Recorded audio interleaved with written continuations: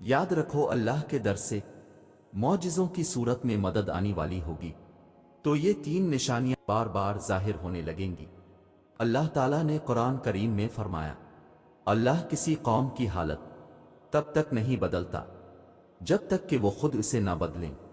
जो उनके दिलों में है, अल्लाह सिर्फ अपनी ताकतों के साथ आपके हालात को अच्छे से बुरा या बुरे से अच्छा नहीं करता।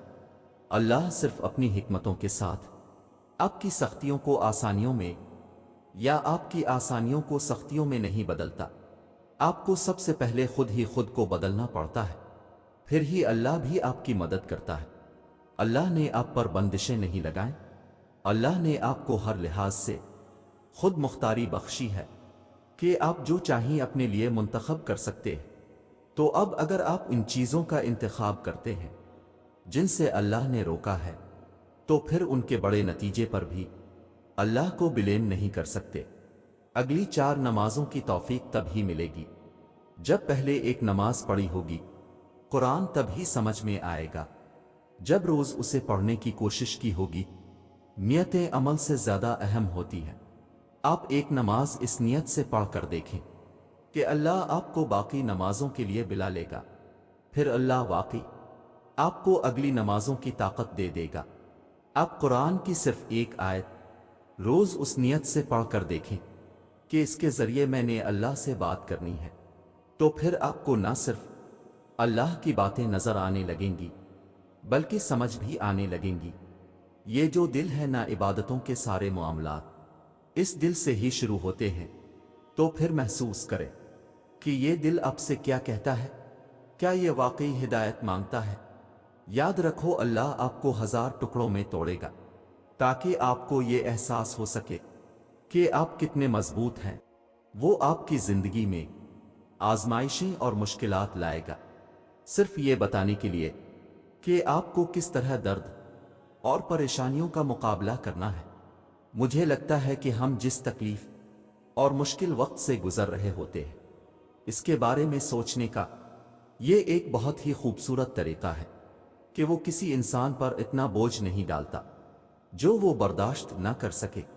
यानी आप इस तकलीफ को बर्दाश्त करने की ताकत रखते हैं, इसीलिए वो आपको आजमाइश में डालता है ताकि आप और भी ज्यादा मजबूत हो सके और अल्लाह के मजीद करीब जा सकें। अल्लाह तुम्हें तुम्हारी दुआओं से आजमाता है। वो तुम्हें हर इस चीज से आजमाता है जो तुम्हारी दुआओं का हिस्सा होती है, क्योंकि दुआओं में वो ही रहते हैं जिनसे तुम्हें बेपनाह मोहब्बत होती है। तुम सोच रहे होगे कि जब दुआएं मौजिज़ों के लिए बनाई गई है, तो फिर अल्लाह उन्हें तुम्हारे लिए आजमाइश क्यों बना देता है? वो ऐसा इसलिए करता है क्योंकि दुआएं तवक्कल की दलील होती हैं। और अल्लाह कहता है कि तुम्हें क्या लगता है कि तुम कहोगे कि मैं ईमान लाया और तुम्हें आजमाया ना जाएगा? जब तुम यकीन का दावा करते हो तो सबसे पहले इस यकीन की गवाही तुम्हारे दिल से ली जाती है। इसलिए हर इस शय को तुमसे दूर कर दिया जाता है जिसके बगैर तुम्हारा दिल धड़कने का तसव्वुर भी नहीं कर सकता। तुम्हारी सांसों की वजह छीन कर अल्लाह देखता है कि क्या इतना तवक्कल है तुम्हें इस पे कि तुम उस पे यकीन रख के सांसें लेते हो। और जब तुम उसकी रजा के लिए ये भी कर गुजरते हो तो वो भी तुम्हारी रजा के लिए कुन की हर हद से गुजर जाता है। अल्लाह उन दुआओं को कभी नहीं भूलता जो तुमने इसकी रजा के लिए कुर्बान कर दी। अल्लाह के लिए जो खो दिया जाए वो कभी भी कम नहीं होता, वो पलट कर वापस जरूर आता है तुम्हारी अधूरी दुआओं की कबूलियत बनकर, तुम्हारे दर्द का अजर बनकर, अल्लाह से की गई तुम्हारी वफाओं का सिला बनकर। और जानते हो वो कौन सी 3 खास निशानियां हैं जो अल्लाह की मदद आने से पहले जाहिर होती है?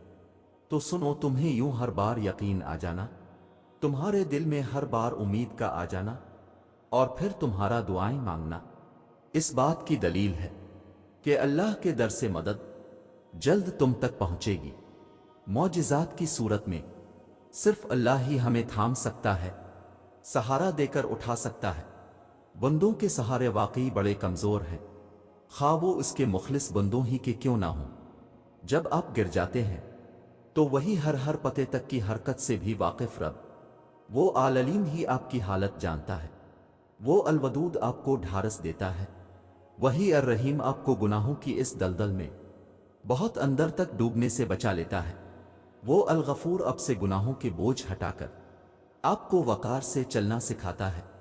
वो जब आपका दिल डूब रहा होता है, वो जब आप इसको खो देने से डर रहे होते हैं, वही अल-मोमिन आपको इस खौफ से अमन देता है। वो अल-अजीज बंदे के ऐब छुपाकर इसे बंदों में मुअज़्ज़ज़ कर देता है। वो अल-मालिक है, बादशाहों का बादशाह, पर इतना नर्म दिल, इतना मोहब्बत करने वाला, इतना ख्याल रखने वाला, अपने हकीर गुनाहगार बंदों के भी इतने करीब। क्या इस जैसा कोई और भी है? कोई इसका हम नाम, उसका हम मसल, इसका हम सिफात? क्या उसके सिवा कभी किसी और से भी हमें कुछ मिला है? कोई खैर, कोई सहारा, कोई मदद? फिर भी हम नादान इंसान अपने जैसे इंसानों से उम्मीद रखते हैं। बात यह है कि हमने इसकी कदर ही नहीं पहचानी।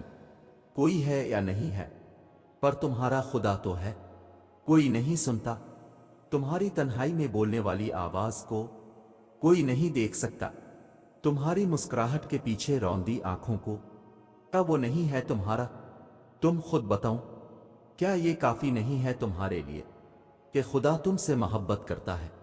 किसी ने तुम्हें चना या नहीं चना, पर उसने अपनी मोहब्बत के लिए तुम्हें चुन लिया है। वक्त एक ऐसी चीज है जो एक दिन थम जाएगी, पर खुदा फिर भी होगा जैसे जो निकल जाता है दस्तरस से। तुम फिर भी इसका दामन पकड़े रहते हो, इस उम्मीद से कि वो वापस आ जाएगा और तुम जैसे हो वैसे अपना लेगा। पर वो कहाँ रोकता है। लोग लोगों से मिलते हैं और चले जाते हैं, पर खुदा तब भी होता है जब तुम सोचते हो हर दरवाजा अब बंद हो गया, पर वो तो उसी वक्त दरवाजा तुम्हारे लिए खोलता है। वो दरवाजा जिस पर तुम कभी गुमान भी नहीं करते। क्या वो काफी नहीं तुम्हारे लिए? वो एक वाहिद है जो तुम्हारा ख्याल रखता है, तुम जैसे हो वैसे अपनाता है। फिर क्यों रुक गए हो? आगे बढ़ो और एक कदम बढ़ाओ इस दरवाजे पर जो सिर्फ इस वक्त खिलता है जब कोई तुम्हारा नहीं होता। एक दिन ये जिंदगी खत्म ही हो जाती है। फिर इन लोगों के पीछे भागना कैसा जो रोकते ही नहीं। तलाश करना है तो इसको करो जो आसमान, चांद, सितारे, मुस्कुराहट हर उम्मीद भरी चीजों में देखता है। तो फिर अल्लाह पर ही भरोसा करो, वो तुम्हारी ऐसे मदद करेगा कि तुम्हारी अक्ल दंग रह जाएगी।